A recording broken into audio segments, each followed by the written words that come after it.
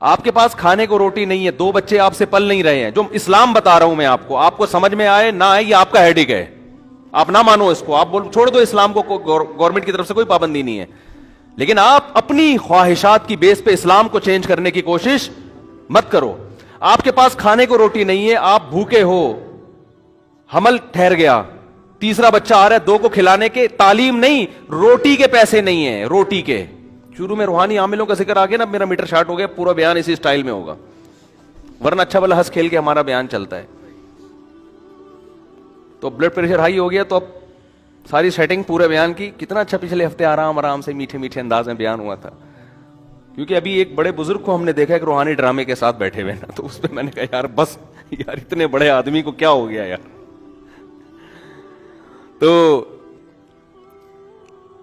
تو وہ روٹی کے پیسے اگر آپ کے پاس نہیں ہے, روٹی کے, آپ کے لیے کھانا مشکل, تعلیم اگلی چیز ہے نا, پہلے تو روٹی ہے نا, اور حمل ٹھہر گیا, اس بیس پہ گرانے کی اجازت نہیں ہے کہ کھلاؤں گا کہاں سے. سمجھ میں آ رہی ہے بات؟ آپ کہہ سکتے ہو کہ اگر اللہ نے کھلانے کا وعدہ کیا تو مجھے کیوں نہیں کھلا رہا, میں کیوں بھوکا ہوں, آپ کہہ سکتے ہو نا. ارے قرآن کہتا ہے کہ اپنی اولاد کو اپنے ہاتھوں سے قتل مت کرو, نحن نرزقکم وإیاہم, ہم تمہیں بھی روزی دیں گے اور ان کو بھی. تو انسان کہتے ہیں اللہ روزی نہیں ہے تبھی تو ٹینشن میں ہوں, بے روزگاری, دھکے کھا رہا ہوں, ادھر جا رہا ہوں ادھر جا رہا ہوں, مسائل ہیں, اور تو کہہ رہے میں دوں گا. کیا خیال ہے؟ تو کہاں سے دے رہا ہے؟ یہ تو ایک نئی ٹینشن ہوگی. میرے پاس فون آتے ہیں, بھائی اب 2 بچے ہیں, اب مفتی صاحب حمل ٹھہر گئے, کیا کریں بھائی, یہ تو ہمارے تو فیسیں ہی پوری نہیں ہو رہی, ہمارے تو خرچے پورے نہیں ہوگی. میں کہتا نہیں بھائی, اس بیس پہ آپ نہیں گرا سکتے, صبر کریں بس, اللہ پہ توکل. یہاں توکل فرض ہے. سوال یہ پیدا تو اللہ نے تو وعدہ کیا تھا اللہ کھلائے گا, تو کھلا کیوں نہیں رہا؟ آئی بات سمجھے؟ تو یہ خوب سمجھ لو, اللہ نے جو وعدہ کیا نا کہ کھلاؤں گا, اس کا مطلب پتہ ہے کیا ہے؟ آپ کو سن کے افسوس بہت ہوگا اس کا مطلب سن کے. اس کا مطلب ہے اگر میں چاہوں گا میں کھلاؤں گا, اگر میں چاہوں گا, نہیں چاہوں گا تو نہیں کھلاؤں گا. اس کا یہ مطلب ہے, سمجھ رہے ہو؟ اب سوال پیدا ہوتا ہے اللہ پھر ایسے وعدے کا فائدہ کیا؟ یعنی یہ تو وعدہ ہی نہ ہوا نا.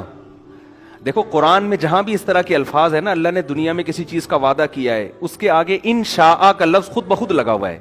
مثال کے طور پر میں اور اس اشکال کو مضبوط کر کے بیان کرتا ہوں. قرآن نے صحابہ کرام کو کہا کہ جب مشرکین مکہ کو حرم سے نکال دو, جب مکہ فتح ہوا نا تو 4 مہینے ہیں یہ لوگ حرم میں رہ سکتے ہیں, اس کے بعد حدود حرم سے قیامت تک کے لیے حرم میں مشرک کا داخلہ ممنوع. صحابہ کو اشکال ہوا کہ اللہ ہم تو غربت میں آ جائیں کیونکہ ہماری تجارتیں ہیں ان سے. بھائی اگر بڑے بڑے تاجر مشرکین میں بھی تھے نا تو ہماری تجارتیں ہیں تو یہ غربت میں آ جائیں گے. تو اللہ نے فرمایا ان خفتم عائلۃ فسوف یغنیکم اللہ من فضلہ. انشاء ہے کہ نہیں ہے؟ اگر تمہیں غربت کا خوف ہے تو اللہ نے چاہا تو اپنے فضل سے تمہیں غنی کر دے گا. ایک ہی آیت, ابھی میں ان سب کا ایک مفہوم بیان کرتا ہوں, اس سے سارے اشکال حل ہو جائیں گے انشاءاللہ. فسوف یغنیکم اللہ من فضلہ ان شاء, اگر اللہ چاہے گا تو اپنے فضل سے تمہیں غنی کر دے گا. نکاح کے بارے میں بھی یہ الفاظ ہیں, نکاح کرو یہ نہ دیکھو کہ غریبوں کے امیر ہوں. کیوں؟ اللہ کہتے ہیں ان یکونوا فقراء یغنیہم اللہ من فضلہ, نکاح کر لو فقیر ہو گئے تو اللہ اپنے فضل سے غنی کر دے گا. سوال پیدا ہوتا ہے, بعض تو ہم نے دیکھے ہیں کنوارے تھے تو پیسے والے تھے, شادی ہوتے ہی بعض ایسے, اگرچہ اکثریت ایسی نہیں ہے, اکثریت کے تو روزی میں اضافہ ہوتا ہے, لیکن بعض ایسے واقعات ہیں ادھر شادی ہوئی ادھر دیوالیہ نکل گیا, بیگم ہی چور تھی معاذ اللہ, وہ ساری جائیدادیں کھا گئی. بعض دفعہ تو یہ بھی ہوتا ہے نا. ارے بعض دفعہ ایسے ہوتا ہے آپ نے شادی کی, میرا بیان سن کے کہ یار اس سے مال میں کیا ہوگا, برکت ہوگی, اضافہ ہوگا. شادی کی بیگم صاحبہ کوئی خدا نخواستہ کوئی چور خاندان سے ان کا تعلق, ایسے لوگ ہیں ہمارے علم میں, پورا زیور کھا گئی, سونا کھا گئی جو مہر میں دیا تھا, اور بھی چیک سائن کروا کے پوری جائیدادیں کھا کے آپ روڈ پہ گٹر کے ڈھکن پہ بیٹھے ہوئے اور 4 شادیوں کے فضائل بیان کر رہے ہیں. ایسے واقعات ہی ہوتے ہیں. تو ظاہر ہے آپ کو خیال ہوگا کہ یار اگر اللہ نے تو وعدہ کیا ہے کہ میں نکاح پہ غنی کر دیتا ہوں, تو یہ غنی تو نہیں ہو رہا ہے, ایسے واقعات ہیں. بچہ پیدا ہوا, پہلے ایک کا خرچہ نہیں تھا, اور مسائل کھڑے ہو گئے, ایسے واقعات ہوئے ہیں. سمجھ میں نہیں آ رہی میرا خیال ہے بات. اسی طرح قرآن کہتا ہے وما من دابۃ الا علی اللہ رزقها, زمین پہ کوئی چوپایا ایسا نہیں ہے جس کا رزق اللہ کے ذمے نہ ہو. لیکن ہم دیکھتے ہیں جانور بھوک سے مرتے ہیں. سمجھتے ہو, جانور بھی بھوک سے مرتے ہیں, ایسے جانور ہیں. انسانوں کی خطاؤں سے بھی مرتے ہیں. تو خوب سمجھ لیں, قرآن میں جہاں بھی اس قسم کے وعدے ہیں اس کا مطلب ہے اگر میں چاہوں گا. اب سوال پیدا ہوتا ہے کہ اگر اللہ کے چاہنے سے ہی ہے تو پھر وعدہ تو وعدہ نہ رہا نا. دیکھو, آپ نے کسی مزدور کے ذمہ ایک کام لگایا, مزدور کو آپ نے کہا کہ یار یہ 10 فٹ کا گڑھا کھود دے, میں تجھے 1 کروڑ روپے دوں گا. پہلے آپ نے کہا میں تجھے 1 لاکھ روپے دوں گا, اس نے کہا نہیں نہیں. آپ نے کہا چل 1.5 کر لے, اس نے کہا نہیں نہیں. آپ نے کہا 1 کروڑ دوں گا. ایک دم جوش میں آئے گا نا, ارے ایک دم جوش میں آئے گا یار 10 فٹ گڈھے کے 1 کروڑ. آپ نے کہا اگر میں چاہوں گا, وہ کھودے گا. نہیں آئی بات سمجھنے. وہ کہے گا بھائی تو چاہے گا کیا مطلب, اگر تو نہیں چاہ. میں نے ایک صاحب سے پیسے کوئی چیز بیچی نا, تو پتہ نہیں 1 لاکھ کی تھی 1.5 لاکھ کی تھی. انہوں نے کہا میں آپ کو کل پیمنٹ دوں گا. میں نے کہا بھائی آپ, مجھے کیا پتا یار, میں آپ کو جانتا نہیں ہوں, آپ مارکیٹ سے شارٹی ہو جاؤ. ہم بعض دفعہ اپنا بکرے بیچ کے آ رہے ہوتے ہیں, دمبا کسی کو پہنا کے آ رہے ہوتے ہیں, لوگ ہمیں پہناتے ہیں, پھر اپنے دوسروں کو پہنانا پڑتا ہے ہمیں. ٹھیک ہے. تو کہتے نہیں اللہ نے چاہا تو میں کل دے دوں گا. میں نے اگر اللہ نے نہیں چاہا تو میں کیا کروں گا بتا, میں تجھے کہاں تلاش کروں گا. اگر مجھے یقین ہو کہ اللہ چاہے گا کہ تو مجھے دے گا, اللہ چاہے گا کہ تو مجھے دے گا, تو میں 1 دن کیا, میں 1 مہینہ انتظار کر لوں گا. لیکن اگر اللہ نے نہیں, اللہ نے تو مجھے نہیں بتایا کہ میں چاہوں گا کہ نہیں چاہوں گا. اگر اللہ نے نہیں چاہا تو میں تو تجھے فون کروں گا بھائی میرے پیسے دے, تو کہے گا اللہ نے چاہا ہی نہیں. کیا خیال ہے, ہمیں کیا ملے گا. اب جب ہم لوگوں کے بارے میں یہ بات سوچتے ہیں یار یہ کیوں اٹک رہا ہے یہاں پہ, یہ اللہ نے چاہا نا تو ہمارا مائک سسٹم ایک دن انشاءاللہ ٹھیک ہو جائے گا.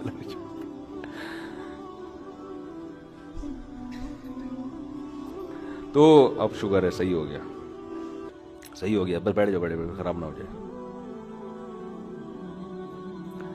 تو اب سوال پیدا ہوتا ہے کہ اللہ نے جو اتنے وعدے کیے, یہ کرو گے تو یہ ملے گا, یہ دنیا کے وعدے, تو اس میں علماء کہتے ہیں ہر وعدے کے ساتھ یہ جڑا ہوا ہے انشاء. اللہ نے رزق کا وعدہ کیا, اللہ کے ذمے ہے, اور اللہ دے گا بشرطے کہ اللہ چاہے گا. تو اب اللہ چاہے گا ہی, پر جب چاہت پر ہی ہے تو پھر مطلب کیا ہوا. تو یاد رکھو یہاں جو اللہ چاہے کا مطلب وہ نہیں ہے جو ہم سمجھ رہے ہیں, اس کا وہ مفہوم نہیں ہے جو ہم کلام الناس میں, عام لوگوں کے کلام میں مفہوم لیتے ہیں.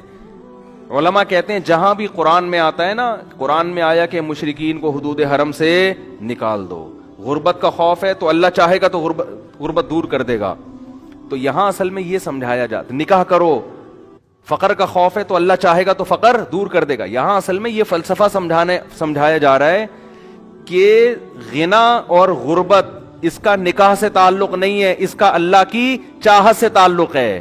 اگر نکاح اس خوف سے نہیں کیا کہ میرے پاس پیسے جمع ہو جائیں گے تو اللہ چاہے گا تو ہوں گے, نہیں چاہے گا تو نہیں ہوں گے. تو اللہ کی چاہت حاصل کرنے کے لیے وہ کام کرنا جو اللہ کی مرضی کے خلاف ہو, تو اس میں اللہ کہاں چاہے گا, اور اگر چاہے گا تو تمہارے نقصان کے لیے چاہے گا. پھر وہ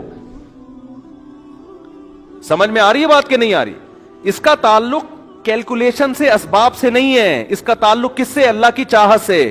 تو جب آپ کو پتا ہے کہ اس کی جیب سے پیسے میں اس کی مرضی کے بغیر نہیں نکال سکتا, تو اس کو اس کی نافرمانی کر کے اگر میں پیسے نکال بھی لیے میں نے, تو وہ پیسے مجھے راس نہیں آئیں گے, وہ میرے لیے فائدے کے بجائے نقصان.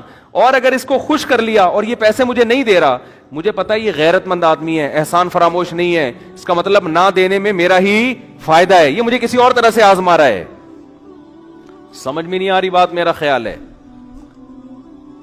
اس کی مثال ایسے جیسے گناہ, دیکھو رشوت لینے میں پیسے ملتے ہیں زیادہ, حرام کاری میں پیسے زیادہ ملتے ہیں کہ نہیں ملتے, حلال میں اکثر پیسے کم ملتے ہیں انسان کو. لیکن جب آپ نے नाजायज करके पैसा कमाया और अल्लाह ने दिया आपको, तो ये यूं समझ लें कि ये वो मिठाई है जिसके अंदर जहर की गोली रख के आपको खिलाया जा रहा है। ये अल्लाह खुश होके नहीं दे रहा, तो इसमें खैर की तवक्को आप ना रखें। और आपने हलाल पे कनात कर ली और बिलफर रिस्क नहीं मिल रहा, तो ये वो जहर है जो देखने में जहर लग रहा है लेकिन ये एंटीबायोटिक है, ये आपकी इस्लाह के लिए, आपको फायदा पहुंचाने के लिए है, इसमें खैर है। ये कड़वी गोली आपके फायदे के लिए है और वो मीठा लड्डू उसके दुश्मन अगर मिठाई खिला रहा है तो वो मिठाई में खैर नहीं हो सकती। दोस्त अगर आपको करेले का जूस भी पिला रहा है तो आपकी शुगर लेवल को कंट्रोल करने के लिए पिला रहा है। नहीं आई बात, मेरा ख्याल है समझ में। तो ये जो कुरान कहता है ना निकाह करो, अगर गरीब हो गए अल्लाह मालदार कर देगा, इसका मतलब है कि दौलत और अमीरी का ताल्लुक अल्लाह की चाहत से ज्यादा है, शादी ब्याह से नहीं है।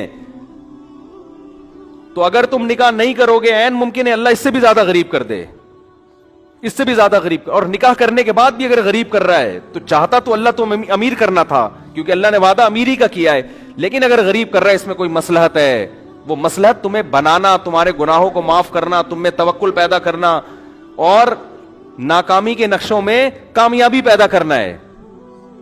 देखो इसकी सादा सी मिसाल मैं आपको बताऊं, कुरान में इसकी बहुत मिसाल है इस फलसफे को समझाने, क्योंकि ईमान से इसका ताल्लुक है। जब ईमान नहीं है तो ये चीजें समझ में नहीं आएंगी। इसकी बहुत आसान मिसाल, मूसा अलैहिस्सलातु वस्सलाम के बारे में कुरान कहता है कि फिरौन के महल में रहकर भी उन्होंने अल्लाह की इताअत की, अल्लाह की नाफरमानी बोलो नहीं की ना नाफरमानी। अगर मूसा अलैहिस्सलाम फिरौन की बात मान के चलते तो फिरौन के महल में बड़ा जबरदस्त ठिकाना मिलता आपको, क्या ख्याल है? इज्जत मिलती, शोहरत मिलती, सब कुछ। लेकिन कुरान कह रहा है फलम्मा बलगा अशुद्धहु वस्तवा आतैनाहु हिक्मन व इल्मा व कज़ालिका नज्जिल मुहसिनीन। जवानी की दहलीज पर कदम रखा, हमने इल्म और हिकमत से नवाजा, हम नेक लोगों को ऐसे ही इल्म और हिकमत